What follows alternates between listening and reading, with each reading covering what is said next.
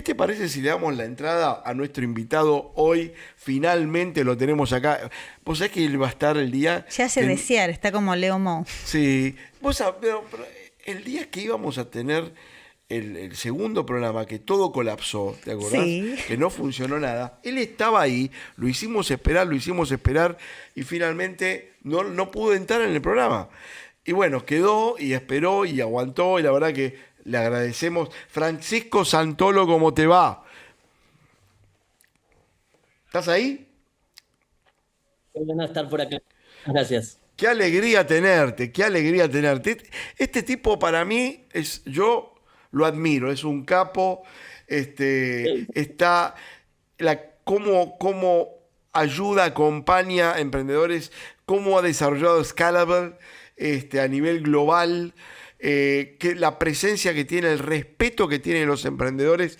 Y nos gustaría un poco, en 2 minutos, que cuentes qué es Scalable y cómo comenzaste. Bien.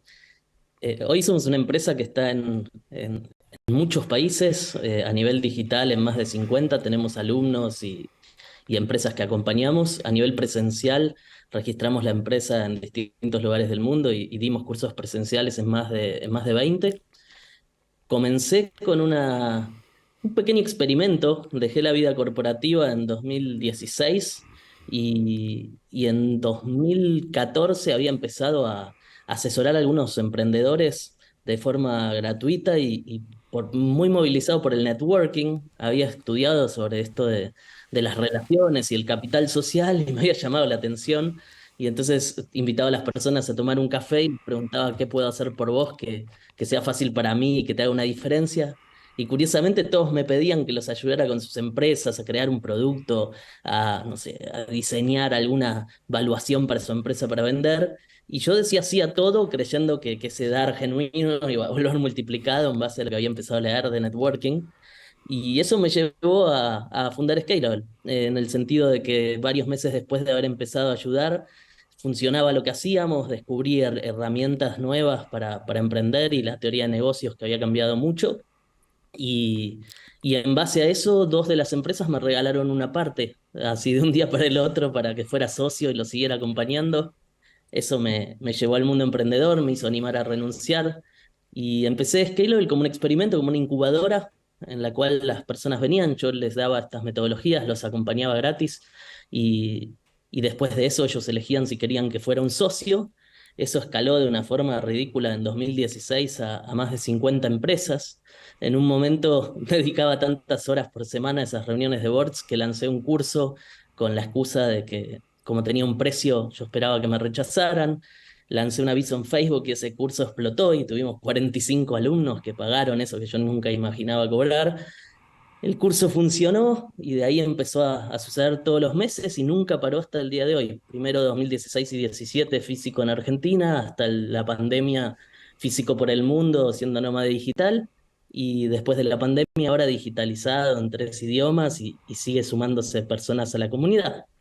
En base a eso y lo redondeo, la empresa hoy hace muchas cosas más. Hacemos consultoría de grandes empresas y de pymes en innovación, acompañamiento de emprendedores, trabajamos con universidades haciendo posgrados amplios de negocios, hacemos entrenamiento corporativo a medida en empresas, trabajamos con ONGs, con gobiernos, ayudándolas a trabajar con públicos vulnerables y subir el ingreso. Una locura, la verdad, increíble. Te felicito primero y felicito a tu equipo.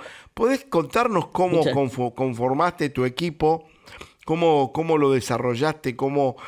¿Qué es lo que te inspiró, más allá de decir, bueno, porque te vinculaste hasta emocionalmente, me imagino, con los iniciales? gracias. ¿Y qué es lo que te inspiró a conformar el equipo y cómo es el equipo hoy? Es muy interesante porque en realidad uno siempre piensa en equipo como piensa en un organigrama y las personas que tenés en este momento. Y, y yo considero que el equipo de Scalable empieza desde el primer empleado hasta el día de hoy y son como una comunidad dentro de la comunidad de emprendedores, pero una comunidad de personas que contribuyeron a que Scalable fuera lo que fue. Incluso en el camino emprendedor las cosas suben y nosotros tuvimos por lo menos 3 crisis grandes. Y en ese camino ellos fueron fundamentales para reinventar la empresa cada vez. Entonces, recuerdo desde la primer contratación hasta muchísimas personas incluso que pasaron por Scalable y aportaron muchísimo en la pandemia, reinventando la empresa y que trabajaron todo el periodo de 1 o 2 años dentro de Scalable virtual. Y nunca llegamos a juntarnos hasta el equipo que tenemos actualmente. Y es sumamente buena la pregunta, porque el equipo que una startup necesita se modifica todo el tiempo, con cada shock, con cada cambio de la empresa, y uno nunca tiene los recursos si no va por el ecosistema tradicional, eh, preparados para hacer lo que hay que hacer. Y la pregunta es, ¿cuántos son hoy? Hoy en Scalable somos unas 10 personas. ¿Distribuidos de Llegamos a qué ser manera? hasta 30. De los 10 que somos hoy, tenemos una persona que maneja lo que es marketing, automatizaciones y finanzas. Tenemos personas en el área comercial, tenemos área legal, tenemos área de finanzas. Cuando digo finanzas, contable. Y tenemos la parte web específicamente. Entonces, y después hay una estructura mentores, profesores, coaches, speakers, etcétera, que son independientes, que son parte de la red de emprendedores que convocamos por proyecto.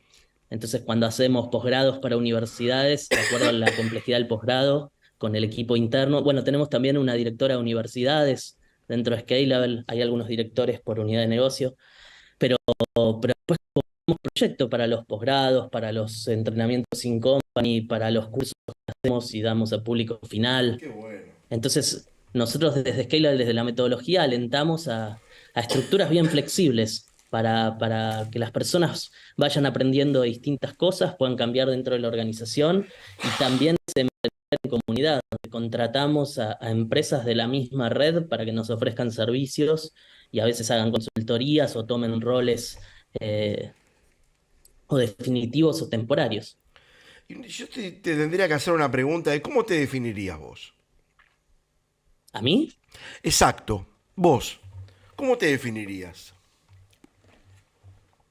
Creo que esa pregunta, si me la haces en distintos momentos, siempre la contestaría distinto. Hay algunas cosas que me llaman la atención siempre. El norte tiene que ver con intentar sentirme una buena persona. Eso es consistente en el tiempo. A mí me halaga mucho más que alguien me diga, ah, sos una persona sensible, o sos una persona que cuida a los demás, que me diga, ah, sos un genio, qué bueno lo que hiciste, qué exitoso que sos, y bla, bla, bla. Entonces eso de la bondad que algunos descalifican, para mí es muy importante. Creo que la bondad es lo más difícil, porque por más que uno tenga buenos valores y lo que sea, hay que ser bueno con personas que son muy diferentes a uno, y eso implica mucha escucha, mucha adaptación, mucho aprendizaje y mucho error, y mucha disculpa y mucho volver a empezar. Esa es una cosa. Me interesa, mencioné la sensibilidad, eso me parece importante. Soy apasionado, soy ansioso, me gusta experimentar, me quería comer la vida y creo que me cuesta dejar de hacerlo. Siempre voy por lo nuevo. Una directora general que teníamos en el equipo me decía que ella se sorprendía constantemente cómo después de cada golpe yo me volvía a ilusionar con la posibilidad de que algo funcionara, esa capacidad no solo de resiliencia, sino de tener la visión permanentemente de, che, algo puede funcionar. Francisco, Eh, vos mencionabas sí, antes que vos renunciaste y de ahí empezaste con tu empresa y después seguiste con los sí, cursos. sí. Entonces son tantas actividades que de pronto me pregunto si te alcanzan horas en el día para dedicarte a algún hobby, algo extra. ¿Cómo es tu vida como un poco fuera de escaparte de las Es muy empresas y del coaching? interesante eso. Es súper interesante porque a medida que yo me fui equivocando, que mi carrera y sobre todo mi emprendimiento es un cúmulo de errores consecutivos increíbles, fui generando teoría, porque enseño teoría emprendedora y diseño teoría emprendedora, que trata de hacer que los emprendedores de la red eviten mis errores. Entonces, una de las primeras cosas que puse dentro de mis errores fue empezar nuestro modelo de negocio y nuestro trazado de estrategia en el modelo de negocio partiendo de un propósito o por lo menos una dirección muy clara. Porque si no, uno diseña creyendo que diseña lo que desea o lo que quiere o lo que sea, un monstruo que después te consume. Y en el tiempo y con la madurez del emprendimiento me fui dando cuenta que es muy importante partir con a dónde quiero llegar, por qué y para qué hago lo que hago. Y siempre hay una manera más simple de llegar ahí. A veces ni siquiera se necesita un emprendimiento, a veces uno necesita buenas conversaciones. Y lo que queremos en realidad tiene que ver siempre con sentir, con nuestras relaciones con los otros, con cosas mucho más importantes que al meterse por el camino del embudo de hacer un gran proyecto, un gran logro para un día llegar a hacer un gran impacto, te lo perdés. Entonces tiene mucho sacrificio el camino emprendedor y tu pregunta es bárbara, porque durante muchos, muchos años no solo no tuve un hobby, sino que estuve de nómada digital cambiando de país cada semana, sin ningún amigo cerca, con la familia lejos, perdiendo muchas cosas y también trabajando fines de semana. Eh, la vida, esta idea de que uno emprende y es dueño de su vida y sus tiempos, cambia en el minuto que el primer shock le pega a tu modelo de negocio y tenés que reinventarlo. Y tenés personas en el barco y tenés familias de las personas en el barco. Entonces es muy buena la pregunta, porque yo creo que el ecosistema, soy quizá el más crítico desde el comienzo, desde 2016, tiene muchos defectos, pero el gran y el principal defecto es que no cuenta la historia real, por un lado, y por otro lado genera incentivos contrapuestos entre los actores y los emprendedores. Entonces muchas Totalmente. veces encuentran que las personas que les contaron una cosa están jugando a otra cosa y ya es demasiado Exactamente. tarde y hay muchos contratos y hay mucho dinero de por medio O y ni intereses siquiera pueden hablar espurios. por contrato. O intereses espurios, porque lo que sucede que los ecosistemas generalmente, aparte de un ego gigante que hay muchas veces, y aparte de esta necesidad de protagonismo o de captar recursos, hace que muchas veces se olviden del emprendedor, que es el verdadero eje del ecosistema. O sea, el ecosistema, si bien el emprendedor está dentro, este, es es la única figura del ecosistema. Todos los demás están para ayudarle al emprendedor, inclusive el emprendedor mismo o otros emprendedores. Pero lo que, y esto me imagino que compartís conmigo, cuando uno va desde otro lugar, como vos lo abordás, ¿no? Desde el lado más humano, o me imagino con todo lo que estuviste contando, y vos, Flor, coincidís conmigo, me da la impresión que estuviste como en una ruleta, ¿viste? Ganabas 5, apostabas 7, Montaña rusa. ganabas 7, apostabas 9, ganabas 9, apostabas 13, porque la única forma de construir esto es que es inversamente económico, o sea, tu función económica era inversamente a los resultados, o es así. ¿Qué opinás? Y dijiste muchas cosas interesantes. Voy a empezar por lo del ecosistema. No solo no está en el ecosistema actual y los incentivos y las etapas y los actores, etcétera, que diseñan el ecosistema, ¿no? Los que tienen capacidad de contarte cómo son las cosas, que son esos gurús que lo que tienen por detrás es un marketplace de personas que les dan dinero para dar dinero, ¿no? No hay mucho más que eso. Y entonces parecen gurús. O administradores de personas administradores de dinero del gobierno, en De general son personas, esos lo los dijiste gurús del bien. ecosistema. Administradores de Pero, personas. pero, Lo dije. pero lo que digo es que no solo los emprendedores no están en el centro, sino que ninguno de los actores del negocio está en el centro. Porque con el ecosistema actual como existe, los emprendedores entran a jugar a un juego que no entienden a qué están jugando, salvo que emprendan por segunda o tercera vez después de los golpes, donde las charlas son diferentes. Los empleados entran a empresas que parecen muy promisorias y maravillosas con stock option y lo que sea, y tampoco entienden a qué están jugando.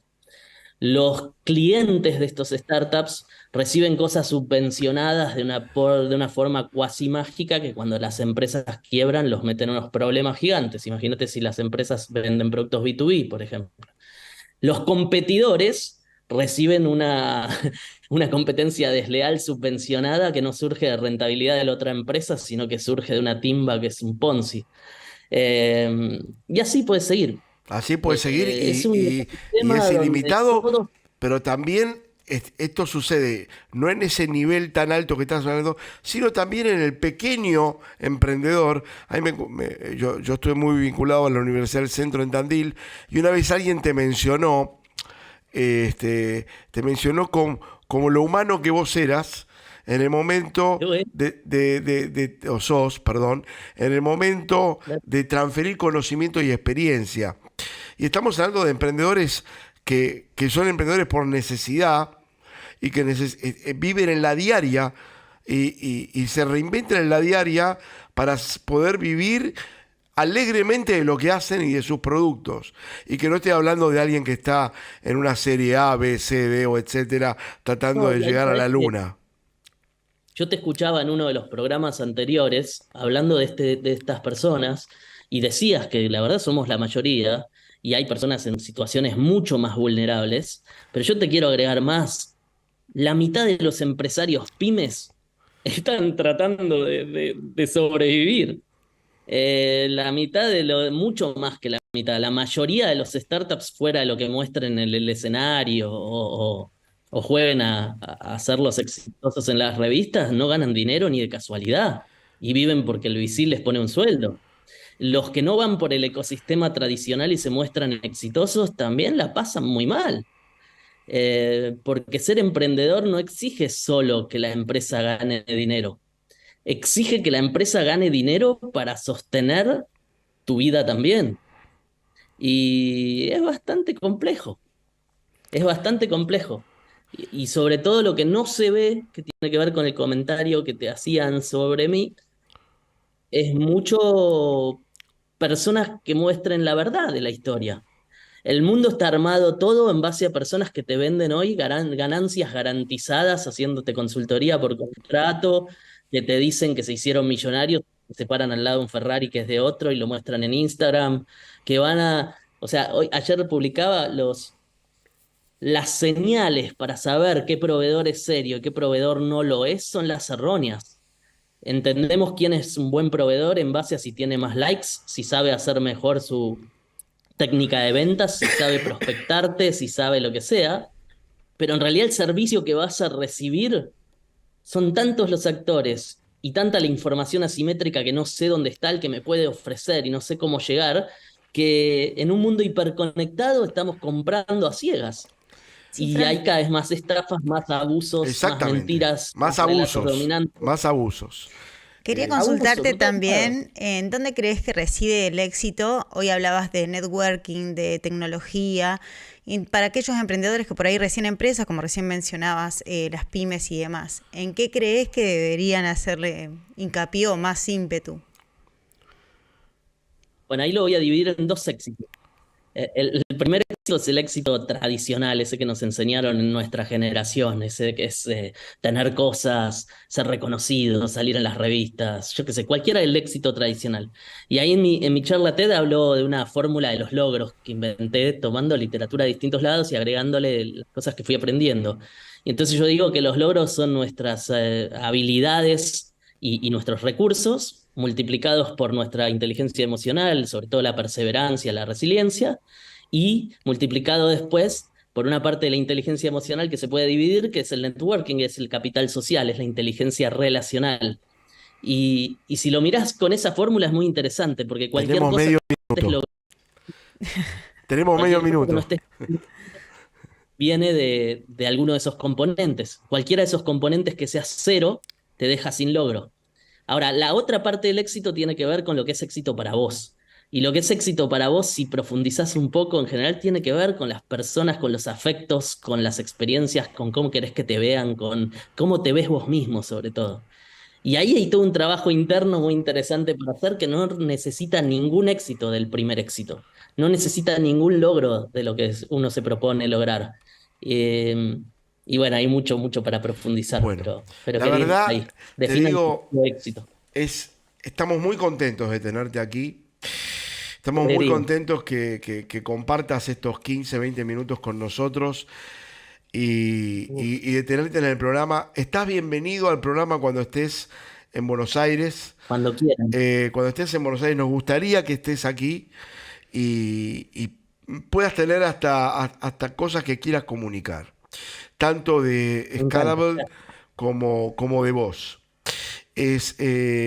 Sos un ejemplo, yo te admiro por todo lo que has hecho de Igualmente. salir del traje de yo soy el CEO, el gerente o lo que sea, y te dedicaste a tu pasión, que imagino que es tu pasión. Eh, Sí. y, y bueno, creo que hay mucho más para conversar y gracias por compartir este pequeño momento de reflexión de lo que hay que hacer y hacia dónde hay que ir. Te lo agradezco muchísimo, Francisco. Muchas Muchas gracias. gracias. Te mando un fuerte abrazo.